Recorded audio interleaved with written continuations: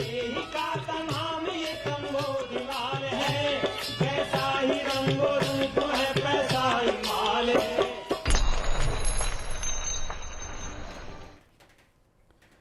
नमस्कार, मैं हूं शुभम शंकरधर। आप देख रहे हैं मनी 9। स्वागत है आपका मनी सेंट्रल में। दिन की सबसे बड़ी सबसे जरूरी खबरों के विश्लेषण के लिए मेरे साथ स्टूडियो में मनी 9 के एडिटर अंशुमान तिवारी जी आ गए हैं। सर, बहुत स्वागत है आपका।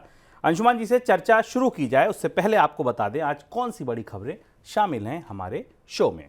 शुरुआत करेंगे महंगाई की खबर के साथ, लेकिन महंगाई की खबर को पकड़ेंगे हम अनाज उत्पादन के आए अनुमान के साथ। पिछले साल कितना उत्पादन हुआ अनाजों का, ये सरकार ने बताया। क्या इसके बाद और कठिन हो सकती है महंगाई की चुनौती?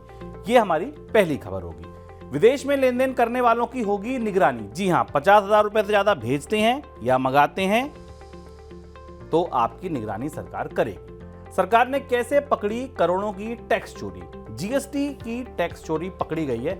1 लाख करोड़ से ज्यादा बड़ा नंबर है। कैसे पकड़ी गई है टैक्स चोरी? कौन कौन सी कंपनियां इसमें शामिल थीं? कैसे मामले शामिल थे, ये जानेंगे। भारत के बैंकों से कैसे निकलेंगे रूस के फंसे पैसे? $8 बिलियन का यह आंकड़ा है रूस के भारत के बैंकों में जमा है। ये निकल नहीं पा रहे। क्या पूरा माजरा है? क्यों फंस गए? कैसे निकलेंगे? क्या रास्ता होगा? ये जानेंगे। इसके बाद आएंगे दिन की सबसे बड़ी खबरों पर। ईरान के ऐलान का क्या होगा तेल बाजार पर असर? कल तक धमकी दी थी, आज ऐलान करके अपना एजेंडा क्लियर कर दिया, प्लान ऑफ एक्शन बता दिया, क्या कुछ करने की जरूरत है, क्या एक्शन प्लान है, क्या उसका असर हो सकता है, ये जानेंगे। और शी पुतिन की बैठक के क्या हैं मायने? युद्ध के बाद कम ही यात्रा की है पुतिन ने, लेकिन चीन फिर पहुंच गए हैं। चीन पुतिन क्यों पहुंचे, किस बात पर चर्चा हुई, क्या इस बैठक के मायने हैं, ये सब कुछ जानेंगे। लेकिन शुरुआत गेहूं की दलहन के उत्पादन की खबर के साथ। सरकार ने इस साल गेहूं और दलहन के उत्पादन को लेकर पहले जो अनुमान लगाया था, उतनी उपज फसल वर्ष 2022-23 के लिए जारी अंतिम अनुमान में नहीं दिखी। गेहूं और दालों की उपज के अनुमान में कटौती हुई है। गेहूं के उत्पादन में करीब 22 लाख टन की कटौती की गई है। दलहन का अनुमान 15 लाख टन से घटाया गया है। नए आंकड़ों के मुताबिक देश में 11.05 करोड़ टन गेहूं और 2.6 करोड़ टन दलहन का उत्पादन हुआ है। सर, ये पिछले साल की बात है। पिछले साल जितना अनुमान था उतना उत्पादन नहीं हो पाया। इस साल कितना होगा उत्पादन, इसका कोई अनुमान आया नहीं। अब इनकी रोशनी में, इन दोनों आंकड़ों की रोशनी में अगर महंगाई की चुनौती देखें तो ये आप कितनी कठिन होती देखते हैं? शुभम, इन आंकड़ों को समझने जैसा है। ये आंकड़े महत्वपूर्ण हैं। पहली चीज़ तो जानना जरूरी है कि आंकड़े सरकार ने इस साल की उपज के आंकड़े नहीं दिए। इस साल में जब भी हम बात करते हैं तो भारत का फसल वर्ष खरीफ से शुरू होता है, और जो खरीफ की अभी फसल बीती है जिस पर मानसून और एल निनो का साया था, उसमें कितना उत्पादन हुआ इसके बारे में सरकार ने अभी तक नहीं बताया। 1 महीने से इसमें एक रहस्यमय चुप्पी बनी हुई है सरकार के भीतर। अब हम इन आंकड़ों पर आते हैं। जो आंकड़े जारी हुए हैं, साल में 2 बार सरकार अलग अलग मौके पर पूर्वानुमान जारी करती है और फाइनल एस्टीमेट जारी करती है, जिसके आधार पर पूरे साल भर के दौरान 2 प्रमुख फसलों रबी और खरीफ में कितनी पैदावार होती, इसका अनुमान जारी किया जाता है। यह अनुमान हमारे सामने अभी आया, जो कल सरकार की तरफ से जारी किया गया। इन आंकड़ों को खोलकर देखें तो 2 महत्वपूर्ण चीज़ें दिखती हैं, और इन्हीं से हम पकड़ सकते हैं कि भारत में महंगाई और खासतौर से अनाजों की महंगाई की गणित क्या है, और उसमें और मांग और आपूर्ति का संतुलन बाजार में कैसा रहने वाला है। 2 महत्वपूर्ण फसलें, गेहूँ, पिछले साल जितने उत्पादन का अनुमान था उससे गेहूं के उत्पादन में गिरावट आई।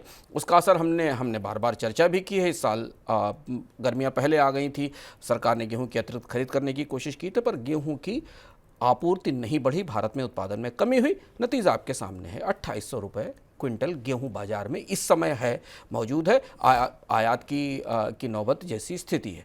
दूसरी महत्वपूर्ण फसल दलहन।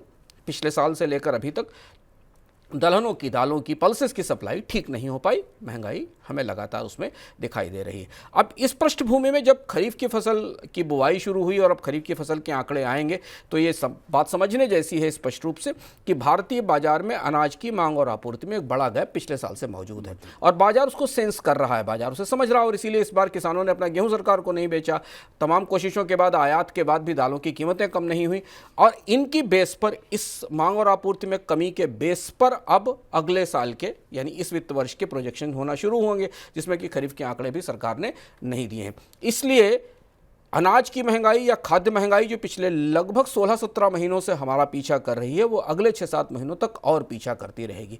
गेहूं के उत्पादन का जब अगला आंकड़ा आएगा, यानी रबी की जो बुआई दिसंबर में शुरू होगी और जब हमारे पास मार्च अप्रैल में फसल आएगी, तब ये स्थिति स्पष्ट हो पाएगी कि 2 बार के के घाटे की कितनी भरपाई हो पाई। हालांकि उस फसल पर भी अल नीनो का गर्मी बढ़ने का साया है। और ये मैट्रिक्स है, इस मैट्रिक्स के बीच सरकार को अपनी सस्ते अनाज बांटने की योजना को भी चलाए रखना है, बफर स्टॉक्स को भी बनाए रखना है और बाजार में महंगाई पर नियंत्रित भी करना है। ये फिर एक बार ये आंकड़ा इस तरफ इशारा कर रहा है कि शायद सरकार को अनाज के इंपोर्ट पर, खासतौर से गेहूं के आयात पर फैसला लेना पड़ सकता है। एक सूचना सब्जी के बाजार से। खरीफ प्याज की आवक में देरी की वजह से कृषि उपज मंडियों में प्याज की कीमतों में उछाल देखा जा रहा है। प्याज के कारोबार के लिए देश भर में प्रसिद्ध मंडी महाराष्ट्र के लासलगांव में हफ्ते भर के दौरान कीमतों में 37% का उछाल आ चुका है। 10 अक्टूबर को लासलगांव मंडी में प्याज का औसत भाव 2410 रुपये प्रति क्विंटल था, जो बुधवार को बढ़कर 3301 रुपये प्रति क्विंटल पर पहुंच गया। थोक बाजार में प्याज के महंगा होने की वजह से रिटेल बाजार में भी इसकी कीमतें आगे चलकर तेजी की आशंका दिखा सकती हैं, ऐसी आशंका जताई जा रही है। सरकार ने मनी लॉन्ड्रिंग कानून में बदलाव करके विदेश ट्रांसफर किए जाने वाले या विदेश से आने वाले पैसों की निगरानी बढ़ा दी है। नए नियम के तहत अब रिपोर्टिंग एजेंसियों को हर उस व्यक्ति की जानकारी दर्ज करनी होगी जो विदेश में 50,000 रुपये या तो भेज रहा है या इससे ज़्यादा की रकम को वहाँ से मंगा रहा है। एजेंसियों को यह भी बताना होगा कि वैसा पैसा किस काम के लिए भेजा गया है। दरअसल आतंकी फंडिंग पर, टेरर फंडिंग पर लगाम लगाने के उद्देश्य से सरकार ये कदम उठा रही है, ऐसा कहा जा रहा है। सर, किस तरह के लेन देन इसमें शामिल होंगे? पीएमएलए में या मनी लॉन्ड्रिंग एक्ट में पिछले 3 दिनों के अंदर ये दूसरा बड़ा बदलाव, बड़ी नई चीज़ें जोड़ी गई हैं। इससे पहले सरकार ने बैंकिंग और वित्तीय कंपनियों और चैरिटी ऑर्गेनाइजेशन को इसमें जोड़ा था।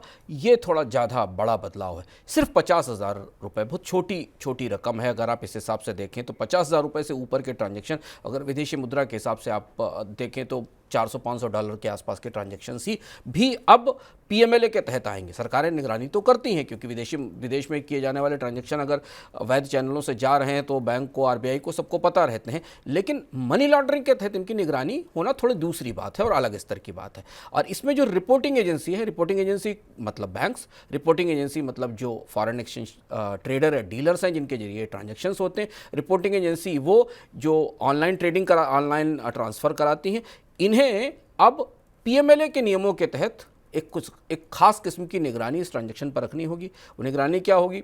ये पता चलाना होगा कि जो कारोबार, जिस कामकाज के लिए पैसा दिया जा रहा है, उसमें दोनों तरफ, इस तरफ भेजने वाला और उस तरफ रिसीव करने वाले की पहचान स्पष्ट है, वो क्या सही ढंग से काम कर रहा है। और अगर कहीं ऐसा लगता है कि इस मनी का ट्रांसफ़र किसी संदेहास्पद ढंग से हो रहा है या दोनों एंटिटीज़ की जो उस नेटवर्क का हिस्सा है उनकी पहचान संदिग्ध है, तो सरकार को और वित्त मंत्रालय को इस बात की सूचना देनी होगी कि ट्रांजैक्शन फिशी थे। पर $400-500 से कम के ट्रांजैक्शन की सीमा थोड़ी ज़्यादा छोटी दिखती है। और इसका असर ये भी हो सकता है कि शायद कंपनियां बाद में इसमें और बाकी लोग इसमें शिकायत भी करें, क्योंकि इसमें इंस्पेक्टर राज बढ़ने की संभावना है। विदेशी संस्थागत निवेशकों यानी एफपीआई की तरफ से विदेश भेजे जा रहे पैसे को लेकर आयकर विभाग ने सख्ती दिखाई है।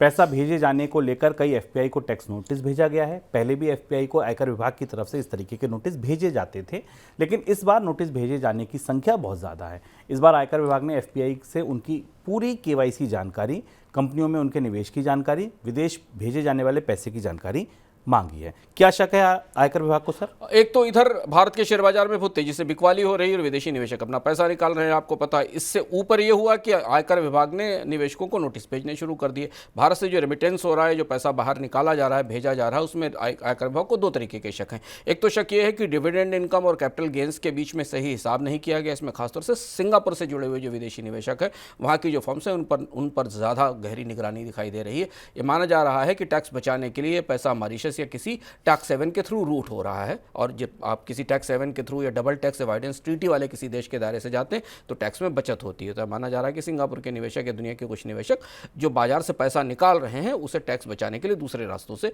ले जा रहे हैं।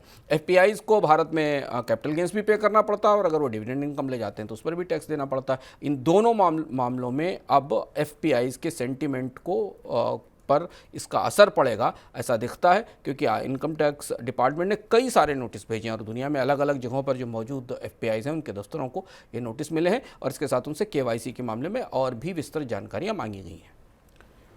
Director general of GST intelligence यानी डीजीजीआई ने इस साल सितंबर तक 36,000 करोड़ रुपए की टैक्स चोरी पकड़ी है। बुधवार को वित्त मंत्रालय की तरफ से ये जानकारी दी गई। जीएसटी चोरी को पकड़ने के लिए डीजीजीआई की तरफ से इस साल लंबा अभियान चलाया गया, जिसमें ये टैक्स चोरी पकड़ी गई है। ये टैक्स चोरी लगभग 1 महीने की टैक्स उगाही के बराबर है। वित्त मंत्रालय की तरफ से ये भी बताया गया कि अप्रैल 2020 से लेकर सितंबर 2023 तक डीजीजीआई के अभियान में 6,000 से ज़्यादा फर्जी इनपुट टैक्स क्लेम पकड़े गए, जिनके जरिए 57,000 करोड़ रुपए से ज़्यादा की टैक्स चोरी की गई। इन फर्जी इनपुट टैक्स क्लेम में 1,040 क्लेम इस साल अप्रैल से सितंबर के दौरान पकड़े गए हैं। सर, अचानक इतनी चोरियां पकड़ी कैसे जा रही हैं? इन जीएसटी का पूरा विजिलेंस तंत्र एक किस्म से लगता है चरमरा गया है, क्योंकि राशि बहुत बड़ी, 1,36,000 करोड़ रुपए के आसपास 1 लाख की इनपुट टैक्स क्रेडिट चोरी पकड़ी गई है, जो कि जीएसटी के 1 महीने के संग्रह से थोड़ी ज़्यादा है। और अब इन डिपार्टमेंट को ये पता चला पिछले 5-6 महीने की पड़ताल में कि पूरा डिजिटल नेटवर्क होने के बाद, सब कुछ होने के बाद भी इनपुट टैक्स क्रेडिट जो जीएसटी की सिस्टम की जान है, और इसी वजह से लोग इसमें शामिल हुए थे, क्योंकि आपको कच्चे माल पर दिए जाने वाले टैक्स पर या सेवाओं पर दिए जाने वाले टैक्स की वापसी होती है। यही इस पूरे के पूरे सिस्टम में धांधली का, भ्रष्टाचार का या टैक्स चोरी का सबसे बड़ा जरिया बन गया।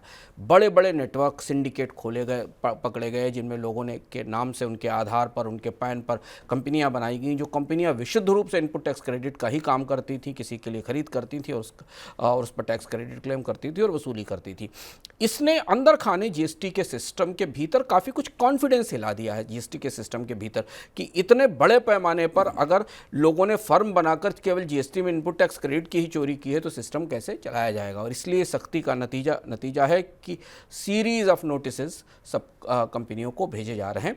माना जा रहा है कि अभी इसमें कुछ और बड़े मामले निकलकर सामने आएंगे, क्योंकि इसमें केवल सामान्य टैक्स चोरी भी नहीं है, इसमें फ्रॉड भी है, इसमें फर्जी अकाउंट्स खोलने का मामला भी है, इसमें लोगों के पैन और आधार चुराकर अकाउंट खोलने के मामले भी हैं। ये पूरा मामला एक किस्म का जीएसटी स्कैम है, जो हमको इसमें दिखाई दे रहा है। रूसी एक्सपोर्टर्स की तरफ से भारत में खोले गए वोस्त्रो खातों में करीब 8 अरब डॉलर फंसे हुए हैं। ये पैसा रुपए में व्यापार बढ़ाने के मकसद से जमा किया गया था, लेकिन कुछ पैसा भारत में निवेश भी किया गया है।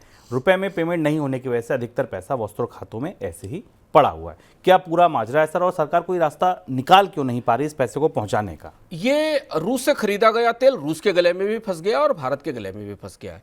रूस से खरीदे गए तेल में शुरुआती तौर पर इस बात की बात कही गई थी भारत सरकार की तरफ से बड़े उत्साह के साथ कि रूस रुपए में पेमेंट लेगा और हम रूपी रूबल ट्रेड के तहत रूस से सस्ता कच्चा तेल खरीदेंगे युद्ध के दौरान और उसे रुपए में पेमेंट करेंगे। तेल तो आ गया, पर भारतीय रुपए को रूस ने स्वीकार नहीं किया। इस तरीके के पेमेंट्स के लिए भारतीय बैंकों के पास अकाउंट्स खोले जाते हैं, जिनको वोस्त्रो अकाउंट कहे जाते हैं। वो लोकल करेंसी के अकाउंट होते हैं और उनमें लोकल करेंसी का पेमेंट जमा रहता है। कुछ ऐसा हुआ कि जैसे कोई कंपनी थी, उसने रूस से तेल इंपोर्ट किया और उस तेल का पैसा रुपए में उस वोस्त्रो अकाउंट में जमा कर दिया। अब ये रूस के इंपोर्टर की जिम्मेदारी कि इस रुपए को वो ले जाए या उसे एक्सचेंज करे या उसका इस्तेमाल करे। $8 बिलियन के आसपास की रकम भारत के वोस्त्रो अकाउंट्स में पड़ी हुई है, जिसमें रूस ने का बेचा हुआ तेल यहाँ मौजूद है। आपको याद होगा, इसीलिए जब रूस के विदेश मंत्री भारत आए थे तो उन्होंने झुंझलाते हुए कहा था कि वो भारतीय रुपए का कुछ नहीं कर सकते, और बात देखिए खुलकर सामने आ गई, क्योंकि इतना पैसा भारत के वोस्त्रो अकाउंट में पड़ा हुआ है। रूस के कच्चे तेल के इंपोर्टर्स को उसका भुगतान नहीं हो पा रहा है। इसके दो महत्वपूर्ण बदलाव और उसके असर दिखाई दिए ताज़ा परिस्थिति में।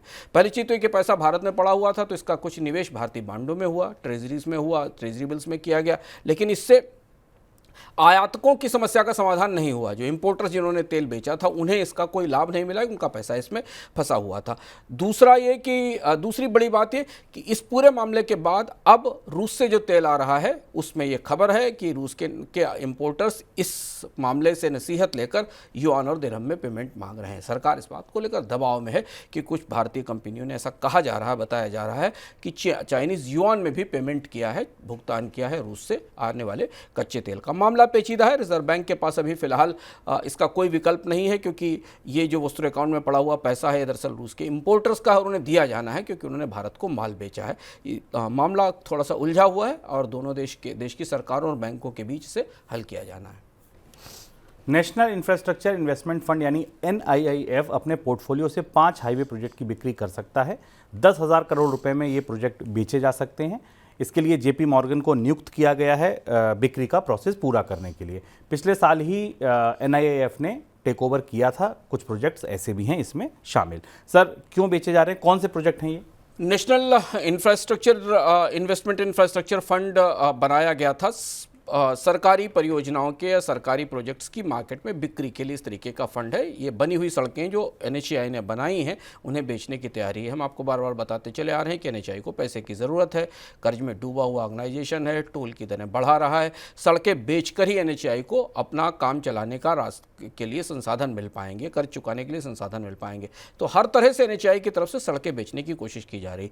करीब 10,000 करोड़ रुपए के 5 रोड प्रोजेक्ट जो बने थे, भारत में बने और तैयार हैं, इनके लिए ग्राहक तलाशे जा रहे हैं, इनके सेल की तैयारी की जा रही है। इनमें जम्मू और कश्मीर के में अलग से 2 प्रोजेक्ट हैं जो इसके साथ शामिल हैं, जिसमें कि काजीगुंड और बनिहाल का एक्सप्रेसवे है। दूसरा जो नवी इंजीनियरिंग से ख़रीदा था NIF ने। दूसरा जो जम्मू उधमपुर हाईवे है जो इसका एक हिस्सा टुकड़ा है वो भी बेचा जाएगा। इसके अलावा 2 प्रोजेक्ट और हैं। उत्तर प्रदेश का एक प्रोजेक्ट है प्रयागराज वाराणसी के बीच में, और एक और प्रोजेक्ट है जो तेलंगाना का है। इन चारों पर 4-5 परियोजनाओं को बेचने की तैयारी हो रही है। बाज़ार में कौन इन सड़कों को दोबारा खरीदेगा, चलाने के लिए आगे आएगा, ये देखना होगा, क्योंकि फ़िलहाल अभी सड़कों के लिए ग्राहक ढूंढने की, उनको टेंडर जारी करने की कोशिशें तो बार बार की गई हैं, पर शुभम ग्राहक नहीं मिले हैं NHAI को अपनी बनी बनाई सड़कों को चलाने के लिए टोल ऑपरेट ट्रांसफ़र मॉडल पर, TOT मॉडल हम जिसको कहते हैं। भारत और यूके के बीच मुक्त व्यापार समझौते पर अक्टूबर अंत तक दस्तखत होने की संभावना कम हो गई है। समझौते को अंतिम रूप देने के लिए पहले ही दोनों पक्षों के बीच कुछ मतभेद थे, अब ये दोबारा उभर आए हैं। इसके बाद आशंका बढ़ गई है कि समझौते पर अक्टूबर के अंत तक दस्तखत नहीं हो पाएंगे। संभावना है कि अब समझौते पर अंतिम मुहर दिवाली के बाद ही लग पाएगी। सर, कहाँ अटक गई है गाड़ी अब? G20 की बैठक में जब ऋषि सुनक भारत आए थे, ब्रिटेन के प्रधानमंत्री, तो काफ़ी उत्साह दिखाई दिया था। भारत की तरफ से भी इस तरीके की बातें कही गई थी कि ये समझौता अब हुआ ही समझिए, बिल्कुल तैयार है, सब केवल दस्तखत करना है भारत और ब्रिटेन को। लेकिन उस समय भी अंदर खाने कॉमर्स मिनिस्ट्री और ब्रिटेन के अधिकारियों की तरफ से ये संकेत दिए जा रहे थे कि बात इतनी आसान नहीं है, बात पेचीदा है और उलझी हुई है। और अब ऐसा लग रहा है कि इस समझौते की FTA की गाड़ी थोड़ी सी पटरी से उतर गई है, धीमी पड़ गई है। उसकी 2-3 बड़ी वजह सामने निकल कर आ रही हैं, और जिसमें अब नए सिरे से नेगोशिएशंस की बात होगी। लंदन के अखबार फाइनेंशियल टाइम्स ने डिटेल में इस पर एक रिपोर्ट छापी है ब्रिटिश अधिकारियों के हवाले से, और ये कहा है कि ब्रिटिश अधिकारी ये कह रहे हैं कि भारत ये नहीं तय कर पा रहा है कि उसे चाहिए क्या और उसकी आकांक्षा क्या है। इस तरीके के समझौतों में व्यवहारिकता ज़रूरी होती है। व्यवहारिकता का मुद्दा इसलिए आ रहा है क्योंकि इस समझौते में भारत को मिलने वाले लाभ थोड़े सीमित हैं, और इसीलिए भारत डेस्परेट दिखाई देता है। जबकि इस समझौते से ब्रिटेन को मिलने वाले लाभों की संख्या काफ़ी ज़्यादा हो सकती है। 2-3 महत्वपूर्ण उत्पाद जिनको ब्रिटेन भारतीय बाजार में बेचना चाहता है या लाना चाहता है, उन पर बहुत ज़बरदस्त ड्यूटीज़ हैं। जैसे कारें 100% की ड्यूटी पर आती हैं, स्कॉच विस्की 100 से 150% की ड्यूटी पर है, डेयरी प्रोडक्ट जिनको भारत ने बंद कर रखा है। इन सारे उत्पादों को भारतीय बाजार में पहुँचाने का रास्ता खुलेगा इस FTA के जरिए। जबकि भारत जिन चीज़ों का निर्यात करता है वहाँ क्वालिटी संबंधी, लेबर संबंधी नियम काफ़ी सख्त हैं, और इसलिए ब्रिटेन के बाजार में उन्हें प्रवेश करा पाना, पहुँचाना इस FTA के बाद आसान नहीं होगा। ये बात अब धीमे धीमे अलग अलग अध्ययनों से निकलकर सामने आ रही है। तो इसलिए भारत कुछ बड़ी रियायतें हासिल करने की कोशिश कर रहा है, खासतौर से मैन पावर और सर्विसेज के एक्सपोर्ट के क्षेत्र में, जहां भारतीयों को ब्रिटेन में काम मिल सके। और ये बात वहीं आकर उलझ गई है, क्योंकि भारतीयों को ब्रिटेन में काम मिलने के मामले में ब्रिटेन की राजनीति बटी हुई है, कंजर्वेटिव है, रूढ़िवादी राजनीति है, और पहले भी इसका विरोध होता रहा है। और इसलिए ये पूरा FTA अब फिलहाल फिर कहीं उलझ गया है। हो सकता है एक दो दौर की वार्ताओं के बाद तस्वीर साफ होगी। ध्यान रखना ज़रूरी है कि भारत का पहला FTA होगा जो किसी इंडस्ट्रियलाइज नेशन के साथ होने वाला है, किसी बड़े औद्योगिक देश या के साथ पहला फ्री ट्रेड एग्रीमेंट होने वाला है, इसलिए इस पर दुनिया भर की निगाहें हैं। भारत में IT हार्डवेयर के आयात के लिए लाइसेंस की बाध्यता का मुद्दा विश्व व्यापार संगठन में उठने के बाद भारत की तरफ से आयात पर निगरानी को सुरक्षा ज़रूरत के साथ जोड़ा जा सकता है। आयात पर निगरानी बढ़ाए जाने को अगर सुरक्षा ज़रूरत के साथ जोड़ा जाता है तो WTO के मंच पर इसका विरोध नहीं होगा। इस बीच सरकार की तरफ से IT हार्डवेयर आयात को लेकर सख्ती और बढ़ाई जा सकती है। सरकार आयात के लिए ग्लोबल सर्टिफिकेशन को ज़रूरी कर सकती है, ताकि पता चल सके कि आयातित IT हार्डवेयर कहाँ से आया है। क्यों लिया सरकार ने ये फैसला सर? हमने आपको बताया था कि ताइवान और अमेरिका, चाइना और साउथ कोरिया ने भारत में हार्डवेयर इंपोर्ट पर, कंप्यूटर हार्डवेयर इंपोर्ट पर जो सरकार ने सख्ती की थी और जिस लाइसेंस परमिट राज को लगाने की कोशिश की थी, उसके अगेंस्ट में WTO में उसके विरोध में अपील की थी। हालांकि वो कोशिश वापस लौट गई, सरकार ने वो प्रतिबंध, पाबंदी, लाइसेंस परमिट राज नहीं लगाया। लेकिन इन सारे देशों ने WTO में कहा था कि भारत सरकार लगातार इस तरीके के फैसले कर रही है, इस तरीके के कदम उठा रही जो मुक्त व्यापार के सिद्धांत के, उसकी गरिमा के खिलाफ हैं। और ये इसलिए विश्वास करना मुश्किल है कि आगे भी ऐसा नहीं होगा कि जब भी भारत सरकार चाहेगी तो फिर नया लाइसेंस परमिट राज लागू कर देगी। इस विवाद को से बचने के लिए या इसका जवाब देने के लिए सरकार हार्डवेयर इंपोर्ट को लेकर एक नई व्यवस्था लाने जा रही है, जिसका संकेत मिला है। और इसमें एक अंतर्राष्ट्रीय बॉडी के जरिए, अंतर्राष्ट्रीय समिति के जरिए भारत में आने वाले आयात को सर्टिफाई कराया जाएगा। साबित करने की कोशिश की जाएगी उस प्रमाणन में कि ये उन देशों से आ रहे हैं जो सुरक्षित हैं, जहाँ से भारत को किसी तरीके के स्पिनॉज का और खतरा नहीं है। इशारा चीन की तरफ है। और इसके अलावा इनकी क्वालिटी, इनकी गुणवत्ता को लेकर भी दुनिया में कोई बड़े इशू या सवाल नहीं है।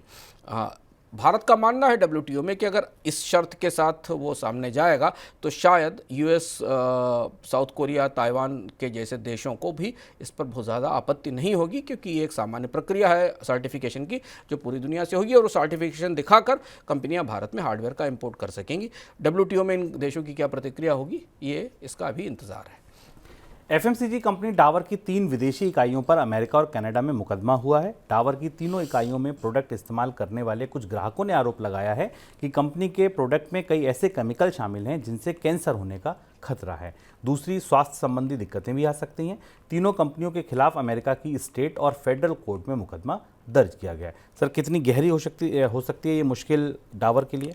काफ़ी बड़े केसेस हैं डाबर, और डाबर बाजार में शेयर बाजार में डाबर के शेयर को इसकी चोट भी लगी। करीब 5,000 के से ज़्यादा, 5,400 के आसपास केसेस डाबर के उत्पादों के खिलाफ हैं। इसमें खासतौर पर डाबर के जो बालों से संबंधित, हेयर केयर से संबंधित प्रोडक्ट हैं, उन प्रोडक्ट में पाया गया है कि ये स्वास्थ्य के लिए ठीक नहीं है, और इनमें कुछ ऐसे कारक हो सकते हैं जिनसे कैंसर का भी खतरा है और बीमारियों का भी खतरा है।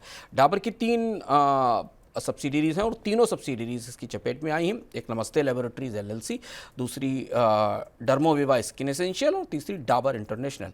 और इसके खिलाफ कनाडा और अमेरिका की अलग अलग डिस्ट्रिक्ट अदालतों में और अलग अलग अदालतों में अपील दायर करके शिकायत की गई है। डाबर के लिए थोड़ी अंतर्राष्ट्रीय बाजार में चुनौती बनती दिख रही है। फिनोलेक्स केबल से जुड़े मामले में सुप्रीम कोर्ट के फैसले के बावजूद एनक्लेट की तरफ से अपना फैसला सुनाए जाने को लेकर सुप्रीम कोर्ट ने सख्ती दिखाई है। एनक्लेट के 2 जजों को कारण बताओ नोटिस भेजने के साथ ये भी पूछा गया है कि उनके खिलाफ सुप्रीम कोर्ट के कंटेम्प्ट को लेकर कार्यवाही क्यों ना की जाए।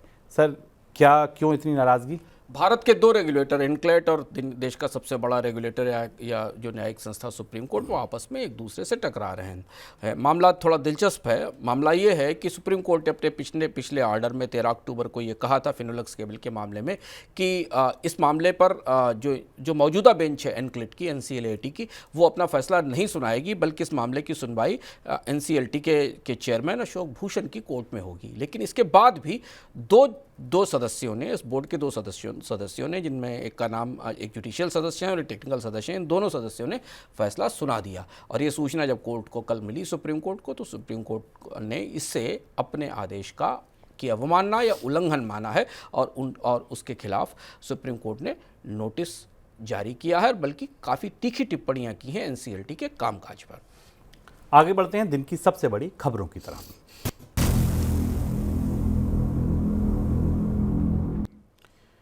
इजराइल और हमास के बीच छिड़ी लड़ाई के बीच ईरान का बड़ा बयान सामने आया है। ईरान ने मुस्लिम देशों से कहा है कि वे अपने यहाँ इजराइल के राजदूतों को तुरंत प्रभाव से निकाल दें और दुनिया में तेल की सप्लाई रोक दें। ईरान के इस बयान को बड़ी धमकी के तौर पर देखा जा रहा है और मुस्लिम देशों ने ईरान की सलाह पर तेल की सप्लाई रोकी तो उसकी वजह से कच्चे तेल के लिए हाहाकार मचना तय मानी है। इस बीच ईरान और अमेरिका के रिश्तों में सुधार को लेकर जो संभावना दिख रही थी वह भी अब खत्म हो गई है। उल्टा आशंका बढ़ गई है कि अमेरिका कहीं नए सिरे से ईरान पर सख्त प्रतिबंध ना लगा दे। सर, ईरान की धमकी तो कल ही थी, अब तो ऐलान कर दिया कि क्या क्या करना है, 2 बातें बता दी कि ऐसा ऐसा करो। सर, क्या लगता है आपको, क्या तेल बाजार पर असर होगा? ईरान अब खुलकर इस पूरे विवाद में सामने आ गया है और अमेरिका और पश्चिम के देशों के सामने खड़ा हुआ हो गया। ये बड़ा स्पष्ट रूप से सामने आ गया है। हालांकि ईरान की जो धमकी है वो इजराइल को तेल की बिक्री रोकने के लिए, हालांकि अरब देश अभी भी इजराइल को तेल की सप्लाई कर रहे हैं इस युद्ध के बाद ये बात स्पष्ट है। पर ईरान ने कहा है कि सारे अरब देशों को इजराइल को ऑयल की सप्लाई बंद कर देनी चाहिए।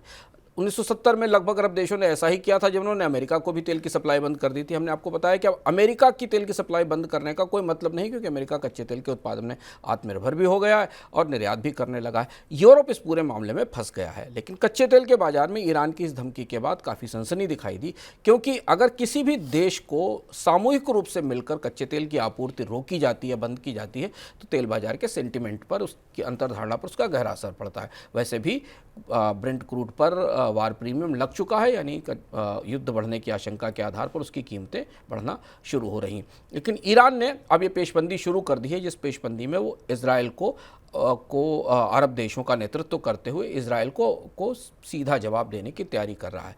दिलचस्प बात यह है शुभम कि बाकी जो अरब के बाकी बड़े ऑयल प्रोड्यूसर्स हैं उन्होंने इस पर कोई प्रतिक्रिया नहीं दी है। अभी तक उनकी प्रतिक्रिया बेहद ठंडी है। सऊदी अरब ने आगे आकर कुछ नहीं कहा है, अमीरात ने आगे आकर कुछ नहीं कहा है, गैस सप्लायर बड़ा है कतर, उसने भी कुछ आगे आकर नहीं कहा है। तो अकेली चेतावनी ये ईरान की तरफ से आई है, जिसका निशाना इजराइल से ज़्यादा अमेरिका माना जा रहा है।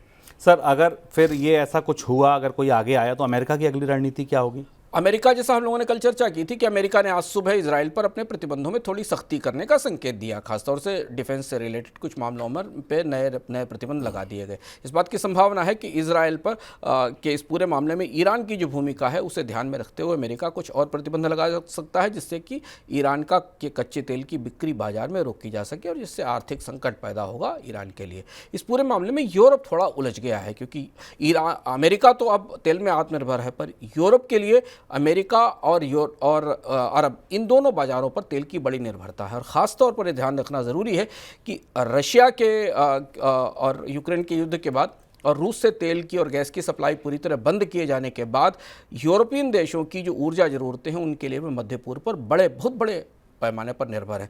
कतर से गैस का बड़ी आपूर्ति एलएनजी टैंकरों के जरिए जर्मनी और बाकी अर्थव्यवस्थाओं को होती है। तो ऐसा कुछ अमेरिका भी नहीं करेगा जिसका कि बाकी अरब देशों पर असर पड़े और उसके बाद यूरोप को तेल और गैस की सप्लाई बंद हो सके। लेकिन ईरान निशाने पर रहेगा, ईरान पर सख्ती बढ़ेगी ऐसा लग रहा है। दूसरी तरफ वेनेजुएला के तेल को हो सकता है बाजार में आने की इजाज़त दी जाए, प्रतिबंध हटाए जाएं, और इसलिए बाजार में हमने आज देखा कि तेल बाजार में शुरुआत में तेज़ी दिखाई दी, पर वेनेजुएला वाला जो एक कारक था उस कारक के कारण बाजार में कीमतें खौलने लगेंगी, $90 के आसपास ही घूमती रहीं। चीन के राष्ट्रपति शी जिनपिंग ने चीन के साथ आर्थिक रिश्ते कम करने के लिए पश्चिमी देशों की निंदा की है। चीन की बेल्ट रोड परियोजना के 10 साल पूरे होने के मौके पर चीन के राष्ट्रपति ने यह बयान दिया।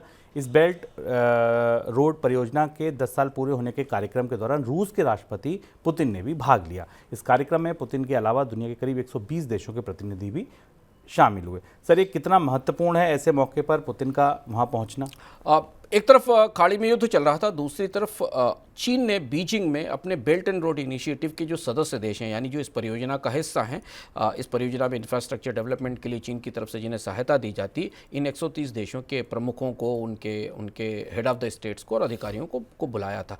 और इसमें पुतिन का पहुंचना काफ़ी प्रतीकात्मक रूप से काफ़ी महत्वपूर्ण था, क्योंकि अभी तक की चीन के प्रभाव वाले देशों की, अगर आप चीन के सीधे प्रभाव वाले देश माने तो उनकी 130 देशों की सबसे बड़ी जुटान थी, सबसे बड़ा सम्मेलन था, जिन पर चीन सीधे अपना प्रभाव रखता है, जिनको आर्थिक रूप से मदद देता है, जिनकी अर्थव्यवस्थाओं को चलाता है।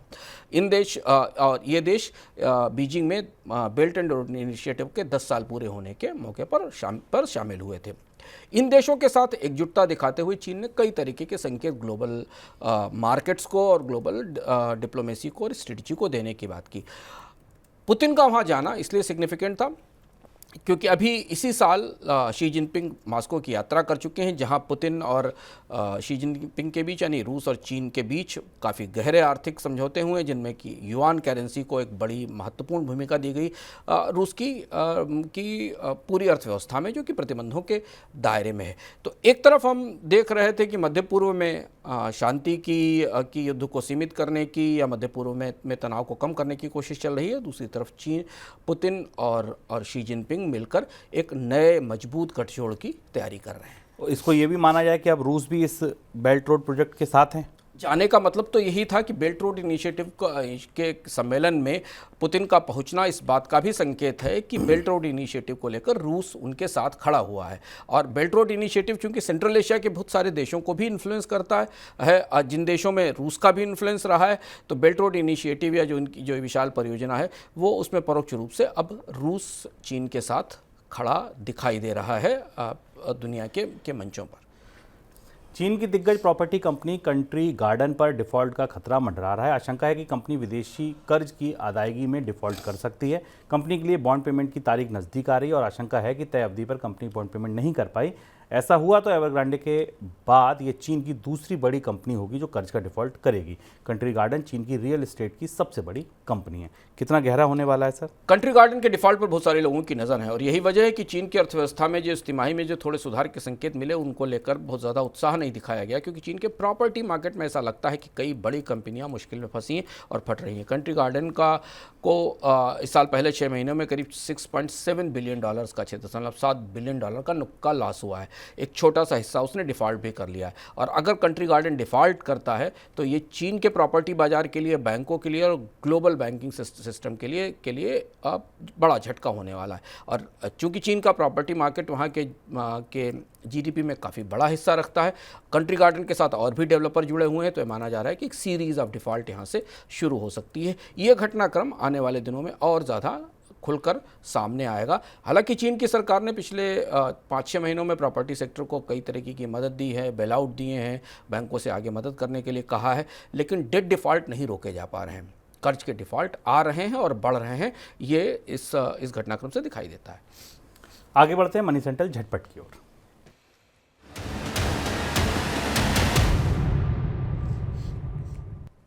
बैंक ऑफ बड़ौदा ने अपने उस अधिकारी को निष्कासित कर दिया है जिस पर आरोप है कि उसने बैंक की मोबाइल एप्लीकेशन के लिए गलत तरीके से अपनाकर ग्राहक बढ़ाए हैं।